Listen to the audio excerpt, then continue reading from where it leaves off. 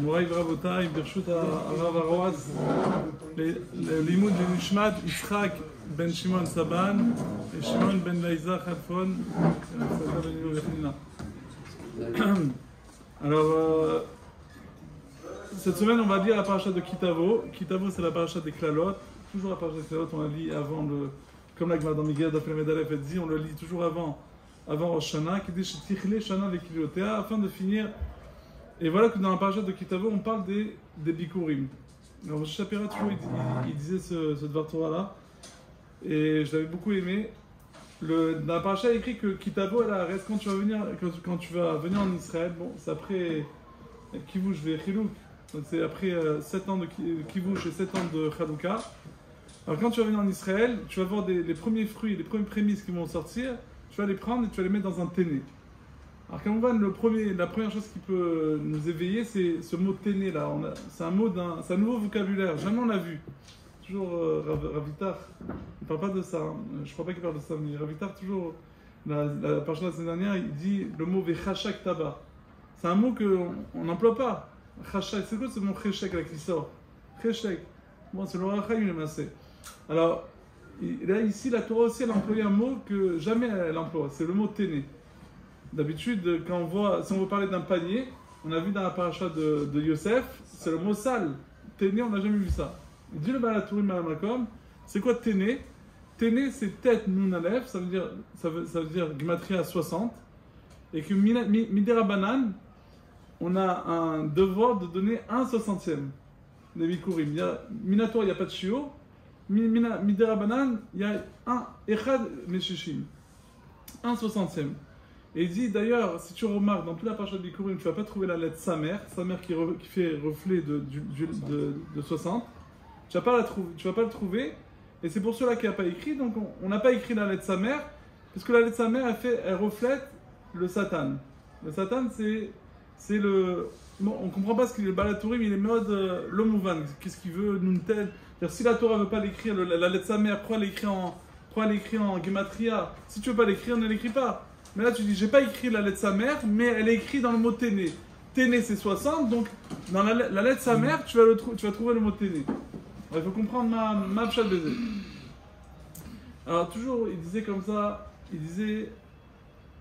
ça que les maasés, on appelle, il y a écrit dans le Midrash, il y a écrit que depuis le Bereshit jusqu'à la création de la femme, il n'y a pas écrit la lettre Samer. Et si tu vas me poser la question, mais oui, j'ai trouvé un Samer au sujet des fleuves, Ve'u Asovev Eretz Achavila. J'ai vu un Samer, si tu me dis qu'il n'y a pas de Samer, dis non, ce Samer, il parle des fleuves. Moi, je parle du Samer qui ne parle pas des fleuves, ça, il n'y a pas de Samer.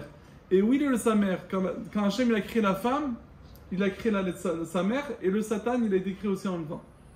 Ouais, bon, j'ai peur de dire ça, parce que dessus les femmes, ils commencent à. Mais ça veut dire quoi? Qu'est-ce que je vois de ce Midrash-là? Je vois que la lettre Samer, elle reflète la notion du Satan. Makeshak, le Satan et le Samer. Propre le Aïn et propre le P. Le Samer, c'est le cercle. En français, il y a un beau mot, on dit le cercle vicieux. C'est-à-dire que le Satan, son travail, c'est de rentrer dans un cercle vicieux. Métro, boulot, dodo. Métro, boulot, dodo. Sans réflexion. Il t'enlève la réflexion. Le Satan, il essaie de te rentrer dans un train-train comme ça, de vie. Quoi? Un ergel, voilà, qu'il n'y a pas de chidouche, qu'il n'y a pas de nouveauté, qu'il n'y a pas de. On fait toujours la même chose. Le matin, on met les tefilines sans kavana. On met les tefilines parce que on les met comme ça, on ne pense même pas. Bon, Chel Shalom, je ne veux pas faire du kitrou, Chel Shalom. J'essaie de nous faire du moussa, ouais, parce que c'est le modèle, mais. Bon, Hachem, les juifs, à Shrecha Israël, on allait chez le. Non, c'est juste pour dire que je ne veux pas faire du kitrou, Chel Shalom, parce que c'est pas le moment de faire du kitrou, malheureusement, avec tous les catastrophes qui se passent. On allait au Kever Rachel pour une madame qui est malade. D'ailleurs, les Foshlema. On allait au Kever Rachel à minuit et demi. Il ferme le Kever Rachel de 10h jusqu'à minuit et demi, il faut le savoir, pour nettoyer, pour enlever ceux qui s'incluent là-bas. À minuit et demi, il y avait la queue depuis le portail jusqu'à presque le tournant là-bas de Talpiot. Un truc de fou, quoi. À minuit et demi maintenant. Et c'est un jour de la semaine, c'est pas un jour. C'est dimanche, c'est pas jeudi, Rêve Rosh Hashanah. Alors là, à Shrechem Israël, je ne veux pas dire, mais le Satan il essaie de nous rentrer dans une ambiance comme ça, qu'il n'y a pas de réflexion, il n'y a pas de. métro, boulot, dodo, métro, boulot, dodo. Et ça, c'est la haute sa mère. Donc, la Torah te dit, quand tu arrives en Israël, quand tu fais ta aliyah, quand tu vas venir en Israël, tu rentres en Israël, là, il faut maintenant essayer de pas rentrer, de rentrer dans ce cercle vicieux. Qu'est-ce que tu vas amener? Tu vas amener un téné. C'est quoi un téné? Un 60e. Tu vas prendre le samer, tu vas le casser, tu vas faire un aleph et un nun tête. Tu vas prendre ce samer-là et tu vas le fracasser, tu vas le casser, et en le cassant, tu vas faire un chidouche. C'est ça que la Torah veut. Téné, tu prends un téné, et justement, et ce cercle vicieux, c'est pour ça qu'on ne veut pas de samer. Un samer, c'est pas bon nom. Ah, maintenant, il y a écrit un samer dans les fleuves. Le samer dans les fleuves, ça c'est un peu... Bon, ça c'est juste, il avait dit comme ça que le fleuve, il y a écrit dans le Mizmor de la Parnassa, ceux qui achètent la Parnassa, il y a écrit la chair a un soumloa, la terre elle appartient à tout le monde. Et c'est quoi la preuve? Kiyu al-yamim yesada. Le gars de Vina il dit c'est quoi Kiyu? Le ki c'est toujours c'est une raison, c'est un notentam, ça donne la raison. C'est quoi ce ki? Si tu veux savoir pourquoi Hachem il est le patron de toute la terre, parce que Kiyu al-yamim yesada, parce qu'il est dans les fleuves. Ma'akisha les fleuves. Alors, il dit que le fleuve, l'eau c'est aussi la goutte et c'est le rond quoi. C'est aussi un cercle. Mais c'est une autre sorte de cercle. Il y a deux sortes de cercles. Il y a le cercle qui est sa mère, qui est négative. Et il y a un cercle qui est les malas qui se trouvent en haut. C'est-à-dire que Hachem, il dit que quand tu prends le compas et à peine tu mets dès que tu fais une ékouda, dès lors que tu fais une ékouda, tu sais où le compas il va revenir. Un cercle c'est comme ça. Un carré tu sais pas, il y a des surprises. Un rond, dès que tu mets le premier point, tu sais où il va, tu sais où tu vas en venir. C'est-à-dire qu'Akadosh Baruch Hu, bien qu'il nous a donné le libre arbitre, mais Akadosh Baruch Hu, lui, Melech al Kol Haolam, lui, c'est tout ce que tu vas décider. Ah, tu vas me dire, alors c'est quoi? C'est pas un libre arbitre? Bon, il y en a qui répondent que par exemple, je vais devant un enfant, je prends une glace, et je prends aussi un morceau d'ail. Je laisse choisir, je dis rien. Je dis, qu'est-ce que tu veux? Tu veux le cône ou tu veux l'ail? Qu'est-ce qu'il va prendre? L'ail. Il y a Roliot, c'est pour ça que c'est pas un bon exemple, parce que c'est pas du 100%. Il y a Roliot que sa mère lui a fait du moussa, le dentiste et tout, les dents et tout ça, donc il va dire je prends plus la glace. Il a peur du dentiste. Mais sinon, logiquement, tu sais ce qu'il va choisir, mais tu lui laisses la possibilité, c'est ce que Hachem il fait. Hachem il sait ce que je vais décider, mais il nous laisse la possibilité de l'ébrir. Donc comment tu veux savoir qu'Hachem c'est le patron de tout? Parce qu'Hachem il sait bidou chacun ce qu'il va choisir. Et j'ai vu quelque chose dans le Sefer de Rav Rosenblum, un truc sympa. Il a ramené que c'est intéressant que dans le tour, dans tous ces livres, le tour, jamais il ramène des marées mécommodes, jamais il ramène comme c'est écrit dans tel endroit. Il ramène d'Alachot, quoi. Il ramène pas des marées mécom. Et sauf dans Siman Taf Kouf Pe Aleph, dans Rosh Hashanah, il nous ramène l'histoire de pourquoi on sonne le chauffard, comme il y a écrit Tanier, Bepirkei de Rabbi Eliezer, comme il y a écrit dans Rabbi Eliezer.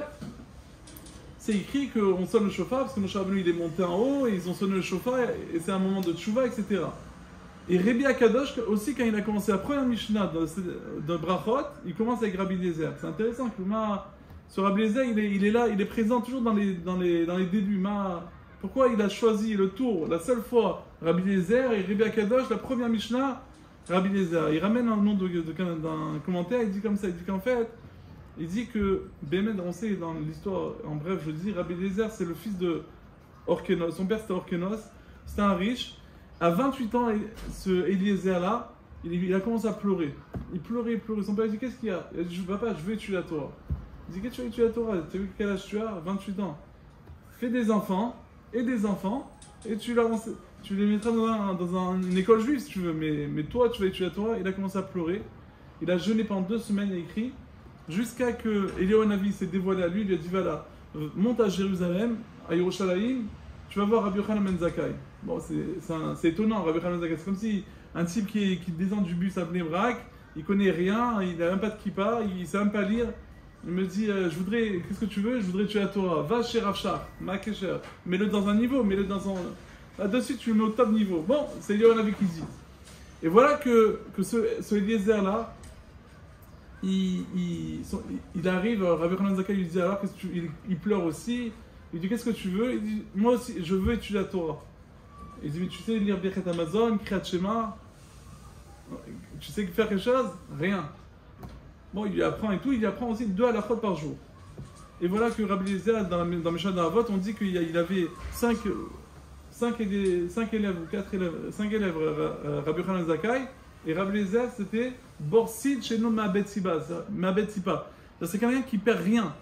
Il devient un Talmid Chacham, à tel écart que Orkenos, son père, les enfants, ils ont dit bon, il faut le déshériter. Lui, il est parti, il est devenu rabbin. C'est bon, c'est nous qu'on va toucher. Nous, on est dans la boîte. Lui, il va être religieux, que ce soit religieux, mais on le déshérite. Donc, il est venu à Yerushalayim avec son avocat, avec le maître Naka, non, avec un autre avocat, et pour le déshériter. Et quand Rabbi Yochanan Zakkai il a vu, il a embrasé sur le front, il lui a dit regarde, comment tu as fait de mériter quelqu'un aussi grand qui est sorti de chez toi? Quand il a vu ce kavod-là, cette lumière qu'il avait, il a dit je déshérite tous mes enfants et lui je le laisse. Mais en tous les cas, je vois que Eliezer, c'est le symbole de Rabbi Akadosh. Quand il commence la Mishnah, il sait que les gens ils vont commencer à étudier, ils vont commencer à faire Iyush. Regardez, c'est trop dur, je comprends rien, j'arrive pas à lire. Ça fait 10 ans que j'étudie Agma, j'arrive même pas à lire Agma. Rabbi Akadosh, on commence la première Mishnah, je cite Rabbi Eliezer. C'est qui Rabbi Eliezer? C'est celui qui a 28 ans, il a commencé à étudier la Torah, il connaissait rien.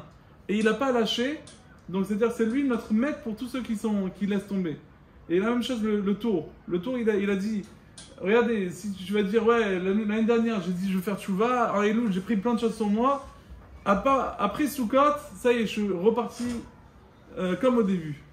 Alors, il veut te dire le tour, voilà, sache, prends l'exemple de Rabbi Eliezer, lui, c'est lui qui nous donne, c'est lui le patron de tous ceux qui sont Iyush, et dans la Torah, et dans la tchouva.